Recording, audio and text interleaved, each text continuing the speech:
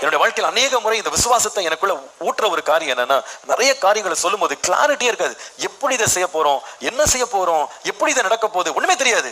ஆனா கர்த்தர் இது வரைக்கும் நடத்துறாரு. அந்த தேவன் இன்றும் உண்மை உள்ளவர், இன்றைக்கு உண்மை உள்ளவர், நிச்சயமாய் செய்து முடிப்பார். ஹல்லேலூயா.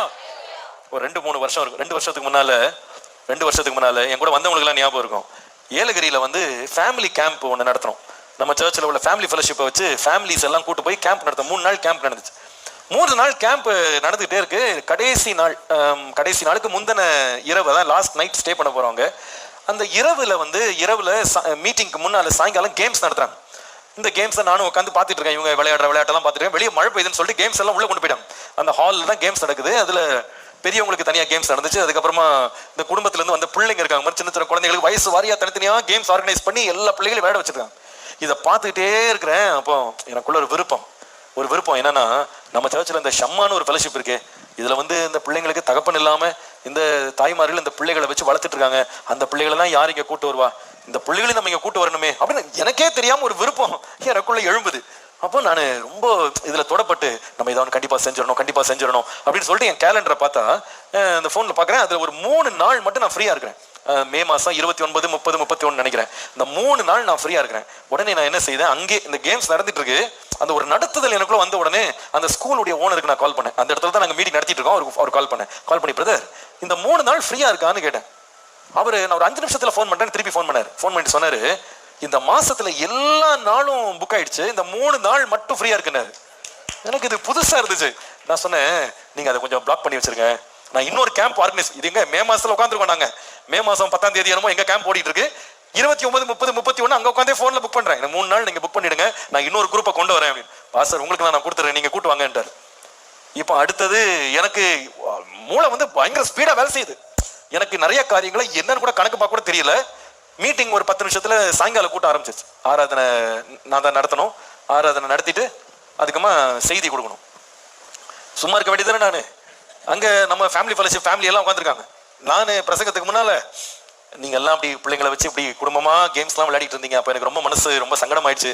நம்ம சர்ச்சில் இந்த மாதிரி இந்த பிள்ளைங்கள்லாம் ரொம்ப கஷ்டப்படுற பிள்ளைங்க இருக்காங்க, அவங்களுக்கு ஏதாவது ஒன்று நம்ம செய்யணும். அதனால நான் ஒரு 3 நாள் பிளாக் பண்ணிட்டேன். 29, 30, 31 நான் பிளாக் பண்ணிட்டேன். இந்த ஷம்மா 3 நாள் காசே வாங்காம ஃப்ரீயா கூட்டு வரணும்னு சொல்லி நான் இருதயத்தில் ஆண்டவர் விருப்பம் கொடுத்துருக்காரு. நம்ம ஜனங்கள்லாம் டப்ப ஒரே கை தட்டிட்டான். எனக்கு ரொம்ப உற்சாகமாயி போச்சு. பரவாயில்ல, எல்லாம் கையெல்லாம் தட்டிட்டாங்க. எனக்கு அப்பம் கூட இதுல என்ன பிரச்சனை இருக்குன்றத எனக்கு புரியவும் இல்லை. நான் யோசிக்கணும், அவ்வளவு எக்ஸைட்டடா இருக்கேன். நான் என்னெல்லாம் கேம் நடத்தலாம், நான் ஒரு பக்கம் யோசிச்சுக்கிட்டு இவங்களுக்கு என்ன ப்ரோக்ராம் நடத்தலாம், எப்போ கூட்டு வரலாம், எப்படி கூட்டு வரலாம், இதுலயே யோசனையில இருந்துட்டு மீட்டிங் எல்லாம் முடிஞ்சிச்சு. ராத்திரி சாப்பிட்டு எல்லாரையும் பார்த்து பேசிட்டு, அப்போ ஏதோ கேம்ப் ஃபயர் வச்சிருந்தேன் நினைக்கிறேன். கேம்ப் ஃபயர்லாம் முடிச்சுட்டு ரூம்ல படுக்க வந்தேன். என் ரூமுக்கு பக்கத்துல வரும்போதுதான் இந்த ப்ரோக்ராம் முடிஞ்சு போச்சுப்போம். அடுத்த ப்ரோக்ராம் யோசிக்கிறேன், எவ்வளவு பேர் நம்ம சர்ச்சில் இருக்கிறாங்க, இந்த ஷம்மாவை கூட்டு வரணும், எத்தனை பேர் வருவாங்க, ஒரு தலைக்கு எவ்வளவுன்னு அப்பதான் கணக்கு போட்டேன். இந்த கால்குலேஷன் போட்டா ரூம்குள்ள போறக்கே பயமாயி போச்சுப்போம். பயமாயிட்டு என்னடா ஒரு பெரிய தப்பு பண்ணிட்டோமோ, ஒரு பெரிய மிஸ்டேக் பண்ணிட்டோமோ, எதையோ தெரியாம வாய விட்டோமேன்னு சொல்லிட்டு ரூம்குள்ள நுழையிறேன். என் ஒய்ஃப் ரெடியா உட்காந்துருந்தான். என்னங்க என்னமோ ஷம்மாவை ஃப்ரீயா கூட்டு வரேன், நீங்க வச்சிருக்கீங்களான்னு கேட்டாங்க. நானே மிரண்டு போய் தான் உள்ள வர்றேன். இந்த மிரண்டு போன நிலைமையில அவங்க கேட்ட கேள்வியில எனக்கு டபுள் வேமி மாதிரி ஆயிடுச்சு. என்ன நான் சொல்றேன், என்னன்னே தெரியலமா, ஏதோ ஒண்ணு பைத்தியக்கார மாதிரி பேசி விட்டேன், ஏதோ ஒரு விருப்பம் உள்ள வந்துச்சு, படபடன்னு பேசிட்டேன். எனக்கு ரொம்ப பயமா இருக்கு. கணக்கு போட்டா அது பல லட்சங்கள் வருது. எனக்கு ஏற்கனவே இங்க நம்ம படாத பாடு பட்டுக்கிட்டு இருக்கோம், இதுல வேற போய் பப்ளிக்கா சொல்லிட்டோமேன்னு சொல்லிட்டு பயந்து நடுங்கிட்டு ராத்திரி எல்லாம் தூக்கமே வரலங்க எனக்கு. இப்படி கொண்டு போய் சொல்லிவிட்டோமே. இதுல எனக்கு என்ன பயம்னா, இந்த ராத்திரி இதை கேட்டுட்டு எத்தனை பேர் யார் யாருக்கெல்லாம் போன் பண்ணாங்க தெரியலையே, சர்ச்சையே பறக்க விட்டுருப்பாங்களோ, தூரம் பயம் வேற எனக்கு.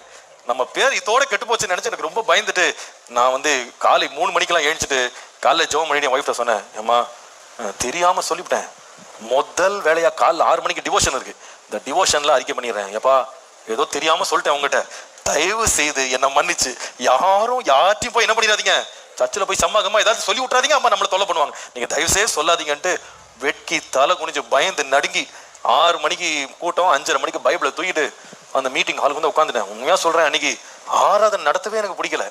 ஒவ்வொரு ஆளை பார்க்கும்போது எனக்கு என்ன யோசனை வருதுன்னா, இவங்க யாருக்காவது ஃபோன் பண்ணிட்டாங்களோ, யார்ட்டையோ சொல்லிட்டாங்களோ, நம்ம ஆளுங்க எதையாவது இந்த மாதிரி கையை வர பலமா தட்டினாங்க. போய் கடகடன்னு யார்ட்டையும் சொல்லிட்டேன், உங்களுக்கு தான் அடுத்த ரிட்ரீட். நம்ம ஆளுங்க சும்மா இருக்க, உங்களுக்கு தான் அடுத்த ரிட்ரீட் பாஸ்டர் சொல்லிட்டாரு. எனக்கு நடுக்கனா தாங்கல. ஒரு 5:50 5:50 6 மணிக்கு மீட்டிங் ஆரம்பிக்கும். நான் 5:30 போய் உட்காந்துட்டேன்.